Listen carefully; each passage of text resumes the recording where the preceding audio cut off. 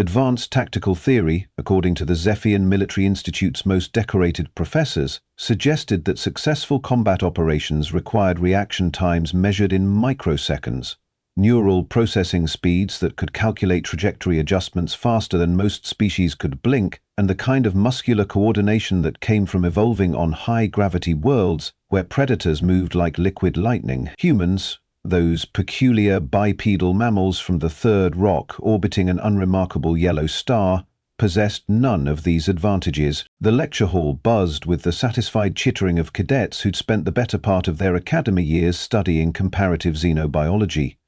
Their professor, a distinguished Zephyrian whose crystalline exoskeleton bore the scars of 3 major conflicts, projected holographic displays that painted a rather unflattering picture of human physiology.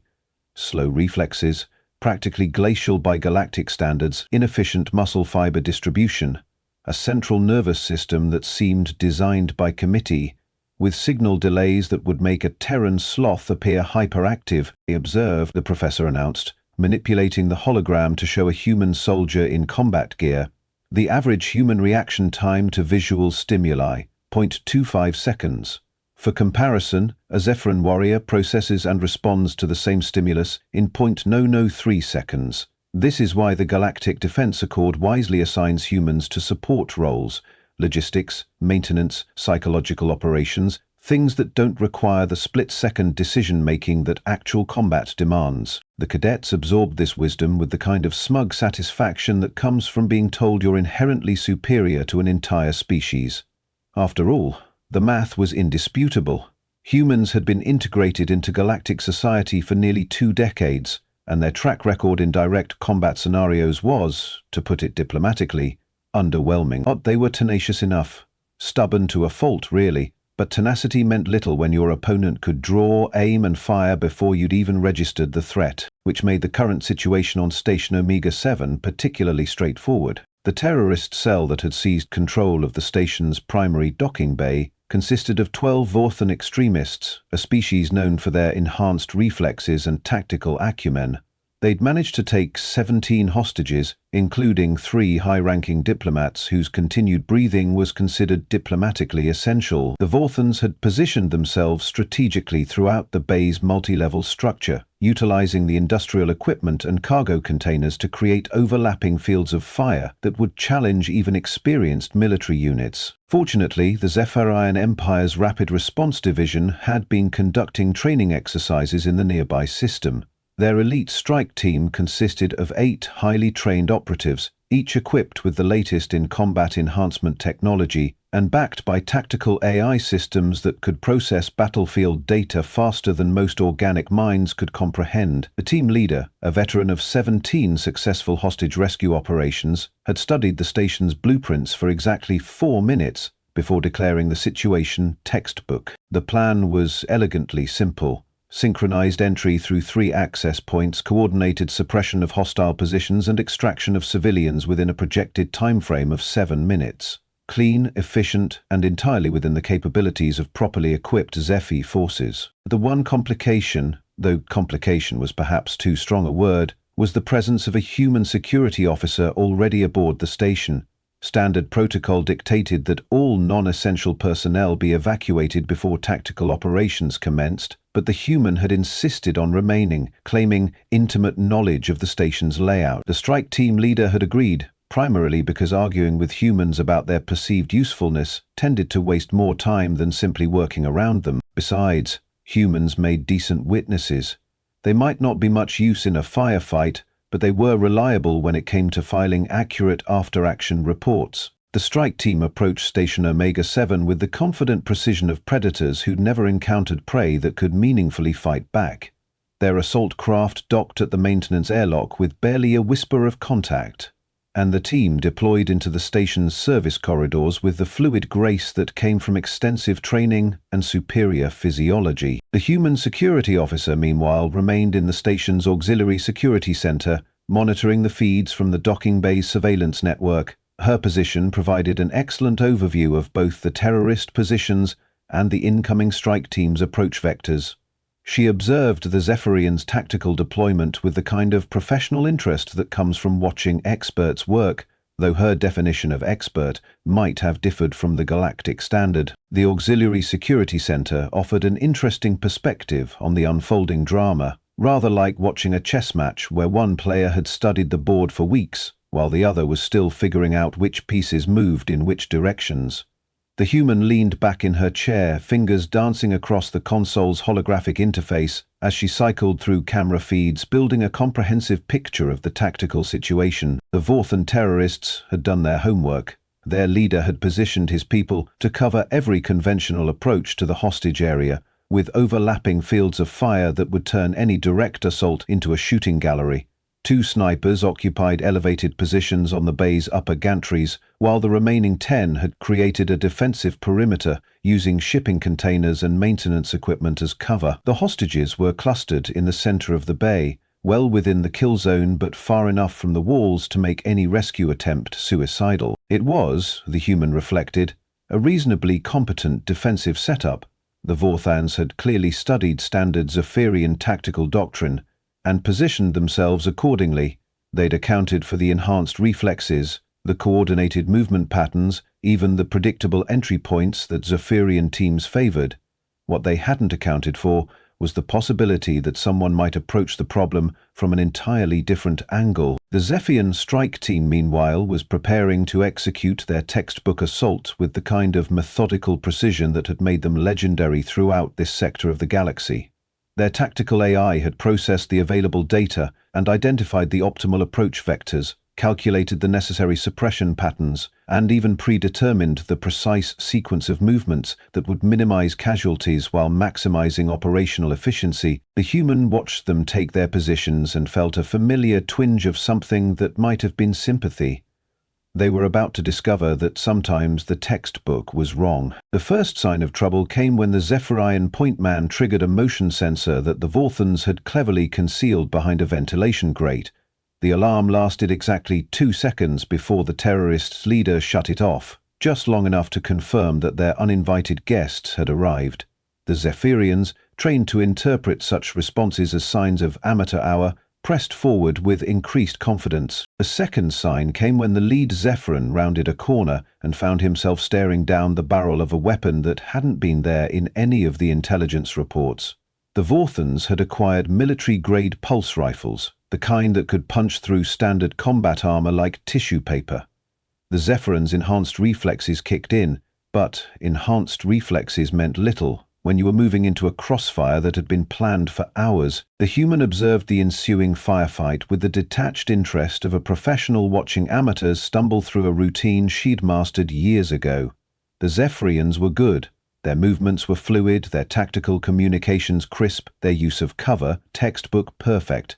But they were fighting yesterday's war, using strategies designed for opponents who thought like they did. The Vorthans, unfortunately, had spent considerable time studying how to kill Zephyrians specifically. Within 3 minutes, the strike team had lost 2 members and been forced to retreat to defensive positions. Their tactical AI was recalculating furiously, trying to process a scenario that deviated significantly from the predicted parameters. The team leader was calling for reinforcements, his voice carrying the kind of controlled panic that came from realizing that the textbook situation had just thrown the textbook out the nearest airlock. The human checked her chronometer and sighed. At this rate, the Zephyros would either get themselves killed or succeed in getting the hostages killed, possibly both. The terrorists were already showing signs of increased agitation. Their leader was gesticulating wildly at his subordinates, clearly weighing the benefits of executing a few hostages to demonstrate his seriousness. She stood up, stretched muscles that had been sitting still for too long, and began methodically checking her equipment. The Zephians had brought enough firepower to level a small city and enough tactical coordination to make military historians weep with joy. What they hadn't brought was the one thing that actually mattered in a situation like this: the ability to think like someone who'd grown up in a universe where being faster and stronger than your opponent was never a guarantee. The human had learned to fight in places where tactics mattered more than technology, where survival depended on reading situations that textbooks had never contemplated. She'd learnt to move quietly through spaces where every step could trigger alarms, to identify weaknesses that sophisticated AI systems consistently overlooked. and to end conflicts before they officially began. She'd also learned that sometimes the best way to win a fight was to make sure it never became a fight in the first place. The Zephyrian strike team was regrouping for another assault, their movements generating enough electromagnetic signatures to power a small city. The Vorthans were tracking their every move, adjusting their defensive positions, preparing for the kind of conventional engagement that both sides understood. Nobody was paying attention to the maintenance shafts. The thing about maintenance shafts, the human reflected as she crawled through the station's mechanical arteries, was that they were designed by engineers who prioritized function over comfort. The passages were narrow, poorly lit, and filled with the kind of environmental hazards that made routine maintenance a contact sport. They were also, conveniently, absent from most tactical databases. She'd memorized the station's infrastructure during her first week aboard, not because she'd anticipated needing to crawl through air ducts while Zephyrus engaged in what amounted to organized mayhem, but because knowing your environment was the kind of basic survival skill that apparently wasn't covered in advanced military academies. The maintenance shaft ran parallel to the docking bay's upper level, with access points positioned every 30 meters for equipment servicing.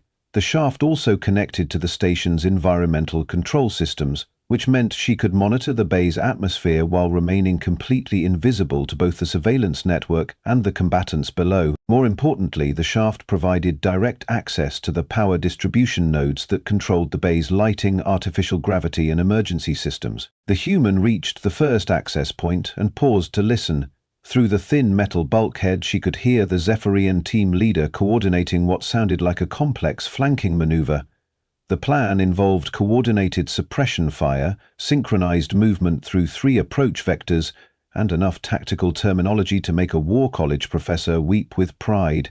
It was also loud enough to wake the dead. She opened her toolkit and began working on the access panel's locking mechanism.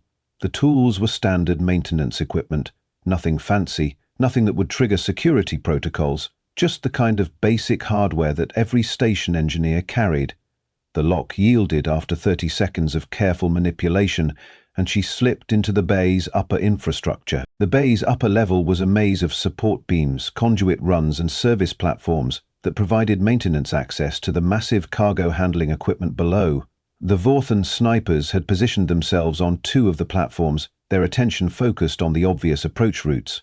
They'd chosen their positions well, with clear fields of fire and multiple escape routes. What they hadn't considered was the possibility of someone approaching from above. The human moved through the structural maze with the kind of fluid silence that came from years of practice. Her movements were economical, precise, and utterly devoid of the enhanced reflexes that galactic military doctrine considered essential. She didn't need to move faster than her opponents, she just needed to move smarter. The first sniper never knew she was there. One moment he was tracking the Zephyrian team's movements through his scope, and the next he was unconscious, his weapon secured and his position vacant. The process took less than 15 seconds and generated approximately as much noise as a gentle breeze. The second sniper proved slightly more challenging, primarily because his position offered fewer approach vectors. The human spent nearly a full minute studying his setup before identifying the optimal angle of attack. She moved into position, waited for the Zephyrian team to provide another burst of covering fire, and eliminated the threat during the acoustic cover. 2 down, 10 to go. The remaining terrorists were positioned on the bay's main level, using the cargo containers and equipment as cover. Their defensive perimeter was well designed for conventional assault, with interlocking fields of fire that would shred any frontal attack.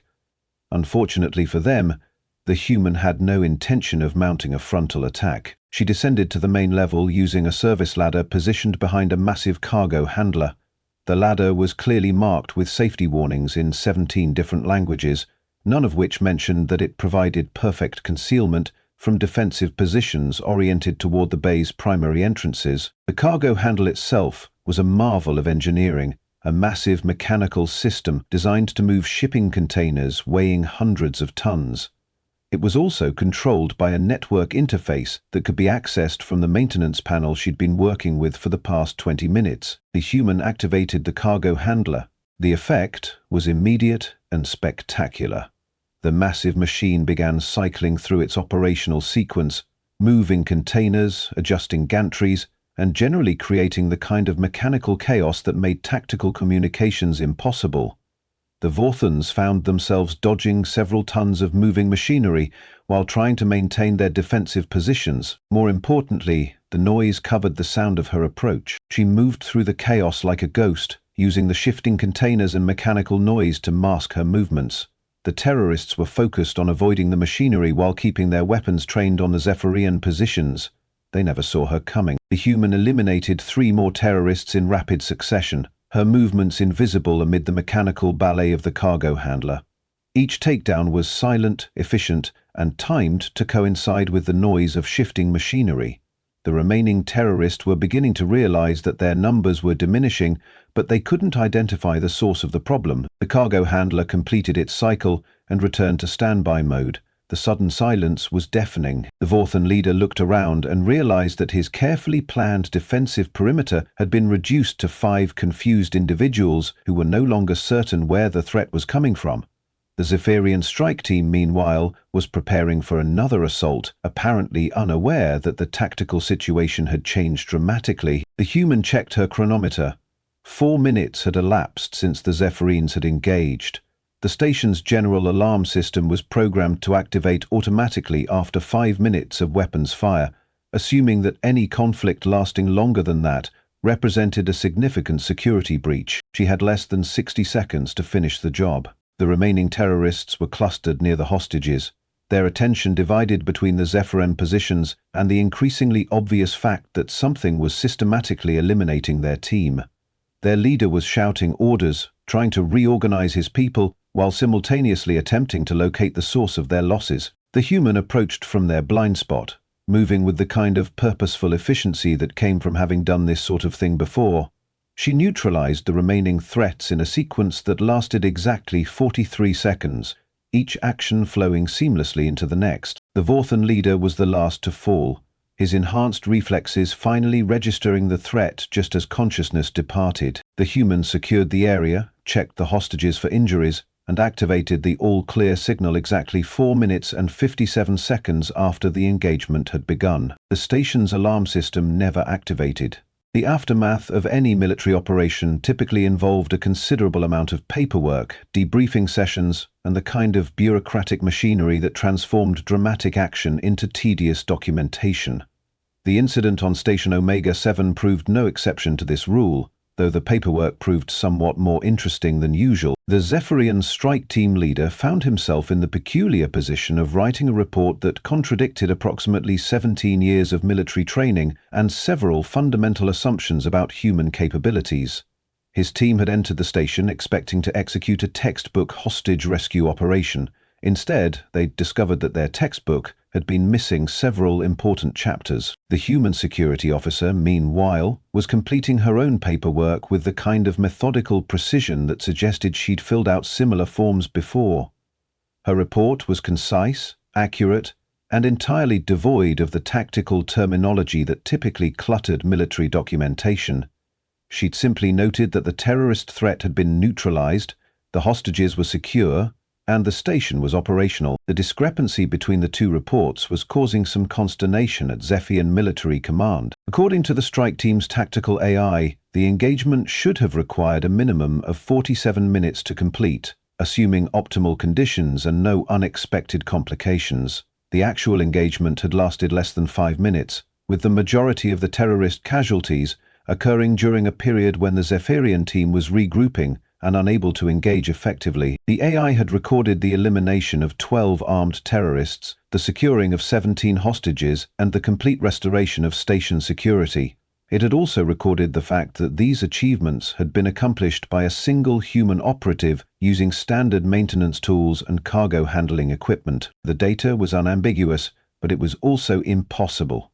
The human sat across from the Zephyrian team leader in the station's conference room, fielding questions with the kind of patient professionalism that suggested she'd been through similar interviews before.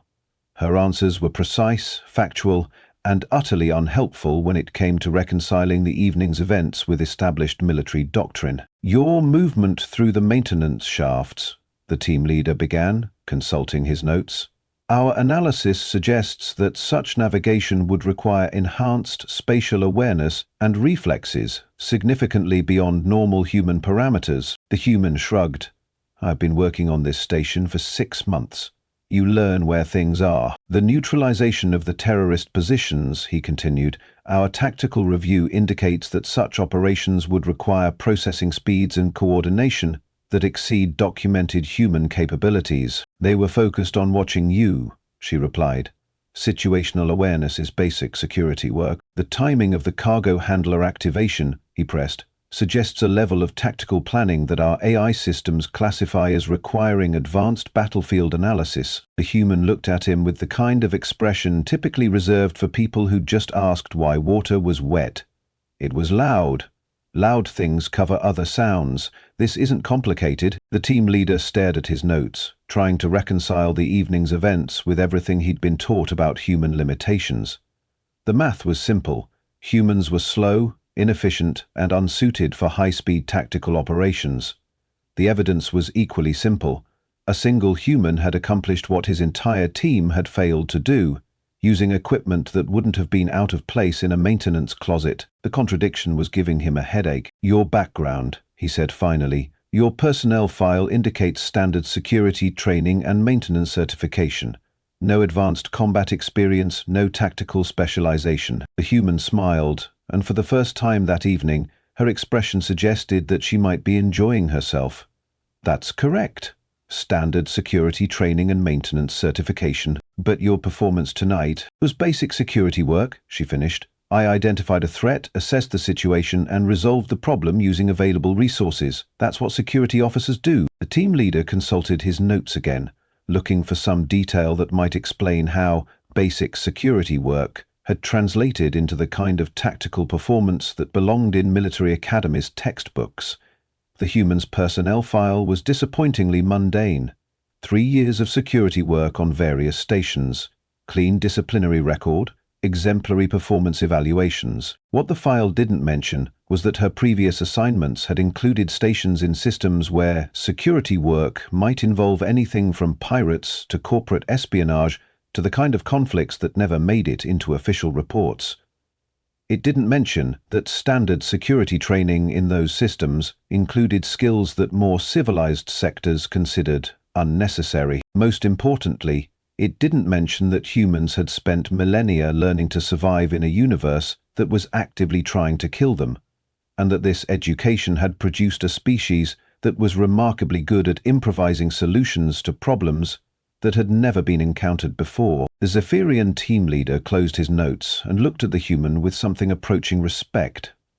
Your methods, he said carefully, they're not what we were taught to expect from human personnel. The human nodded. Different approaches work for different situations. Your team was trained to fight opponents who think like you do. These terrorists had studied your tactics and prepared accordingly, and you. I was trained to fight opponents who were faster, stronger, and better equipped than I was, she replied. You learn to think differently when you're always at a disadvantage. The team leader considered this. The Zephian Empire's military doctrine was based on the assumption that superior technology and enhanced capabilities would always triumph over inferior forces.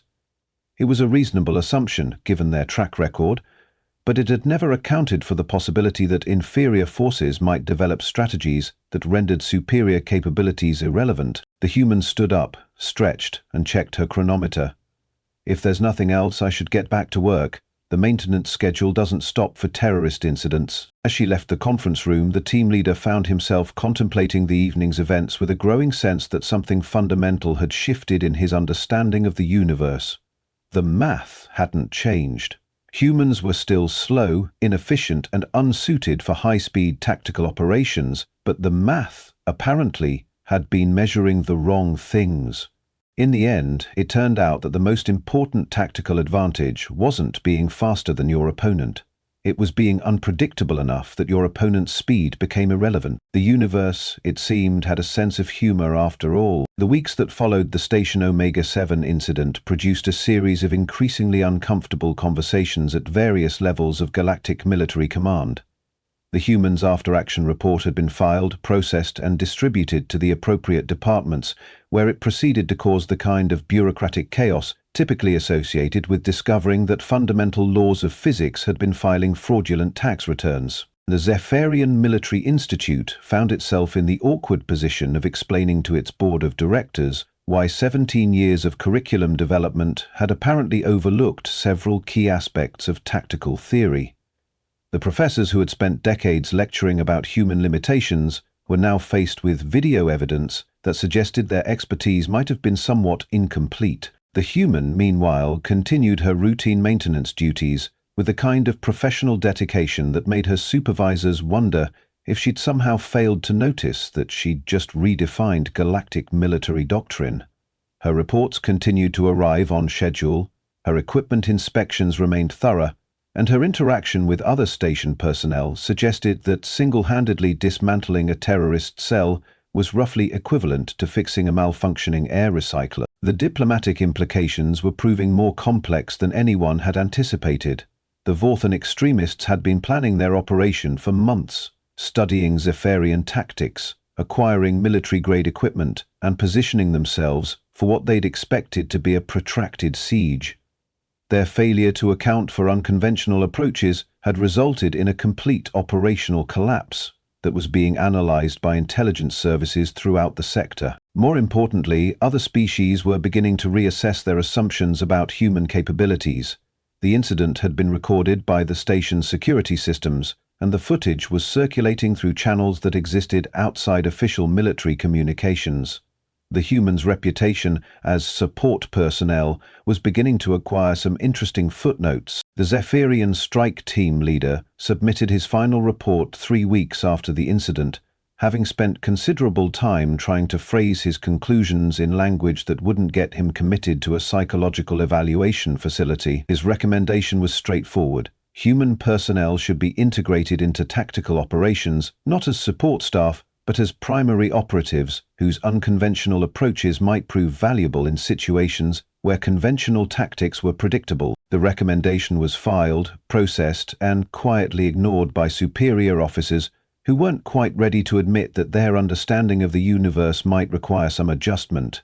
But the seed had been planted, and seeds, particularly ones watered with the kind of evidence that defied comfortable assumptions, had a tendency to grow in unexpected directions. The human security officer received a commendation for her actions, a modest salary increase, and a transfer request to a station in a system where routine maintenance was likely to prove considerably more interesting than her current assignment. She accepted all three with the same professional equanimity that she'd demonstrated while eliminating 12 armed terrorists. After all, every job had its challenges, and she'd learned long ago that the key to success was treating each challenge as just another problem that needed solving. The universe might have a sense of humor, but it also had a sense of irony, and both suggested that the galaxy's understanding of human potential was about to become significantly more complicated. 6 months later, the Zephyrian Military Institute quietly revised its xenobiology curriculum. The changes were subtle, a few updated statistics here, some modified conclusions there, but the overall message was clear. Previous assessments of human combat capabilities might have been based on incomplete datasets. The professors responsible for the revisions took care to phrase their updates in language that suggested natural evolution of understanding rather than fundamental errors in judgment. The revised curriculum included a new section on non-conventional tactical approaches and adaptive problem-solving in dynamic environments. These additions were presented as advanced concepts for elite units, rather than basic skills that an entire species had been developing for millennia while everyone else was measuring the wrong variables. The human security officer, now stationed at a frontier outpost where maintenance duties occasionally involved armed archaeologists and territorial disputes with entities that defied standard classification systems, continued filing her reports with the same methodical precision. Her new assignment came with hazard pay, which she considered a reasonable compensation for working in a location where routine security checks might involve anything from corporate espionage to interdimensional incursions. The galaxy, meanwhile, was slowly learning that sometimes the most dangerous opponent was the one who refused to play by the established rules.